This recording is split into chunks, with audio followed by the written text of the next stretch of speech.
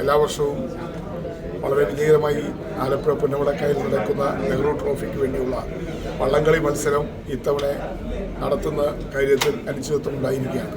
സംസ്ഥാന government Nehru trophy വള്ളംകളി നടത്തുന്ന കാര്യത്തിൽ നിലപാട് വ്യക്തമാക്കിയിട്ടില്ല.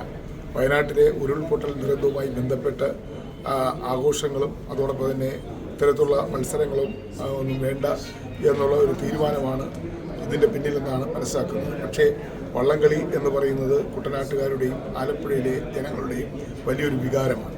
അത് എല്ലാ വർഷവും എന്തൊക്കെ പ്രശ്നങ്ങളുണ്ടെങ്കിലും ഏതൊക്കെ തരത്തിലുള്ള തടസ്സങ്ങളുണ്ടെങ്കിലും ആ വള്ളംകളി പ്രതീകാത്മകമായിട്ട് പോലും നടത്തുന്ന സാഹചര്യമാണ് കുട്ടനാട്ടിലുള്ളത്.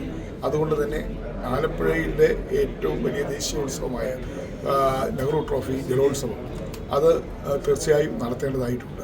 ഇതിനിടയിൽ ബേപ്പൂർ ഫെസ്റ്റ് എന്ന പേരിൽ ആ ഉത്സവം നടത്താൻ, ആഘോഷം നടത്താൻ സംസ്ഥാന ഗവൺമെൻറ് 2.5 കോടി രൂപ അനുവദിച്ച് ആ ആഘോഷവുമായി സർക്കാർ മുന്നോട്ട് പോവുകയാണ്.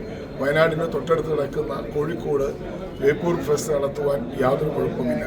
വയനാട്ടിൽ നിന്ന് എത്രയോ അകലെയുള്ള ആലപ്പുഴയിൽ നടക്കുന്ന നെഹ്റു ട്രോഫി മത്സരം വേണ്ട എന്ന് പറയുന്നതിനകത്ത് യാതൊരു യുക്തിയുമില്ല, അതിന് യാതൊരു ന്യായീകരണവുമില്ല. അതുകൊണ്ട് വള്ളംകളി പ്രേമികൾ, ലക്ഷക്കണക്കിന് വരുന്ന പ്രേക്ഷകരുള്ള വള്ളംകളി നടന്നേ മതിയാവും. മാത്രവുമല്ല, വള്ളംകളിയിൽ മത്സരത്തിൽ പങ്കെടുക്കാൻ വേണ്ടി മാസങ്ങൾക്ക് മുന്നേ ലക്ഷക്കണക്കിന് രൂപ ചെലവാക്കി വിവിധങ്ങളായ ചുണ്ടൻ വള്ളങ്ങളും ചെറുവള്ളങ്ങളും ഒക്കെ തന്നെ പരിശീലനം നടത്തിക്കൊണ്ടിരിക്കുകയാണ്.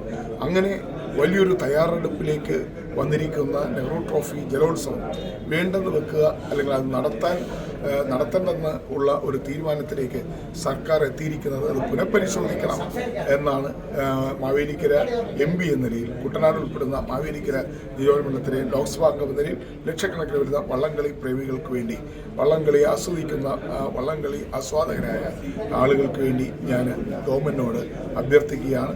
ഗവൺമെൻറ് അടിയന്തരമായി കാര്യത്തിൽ ഒരു തീരുമാനം എടുക്കണം എന്ന് ബഹുമാനപ്പെട്ട മുഖ്യമന്ത്രിയോടും ടൂറിസം മന്ത്രിയോടും ഞാൻ അഭ്യർത്ഥിക്കുന്നു.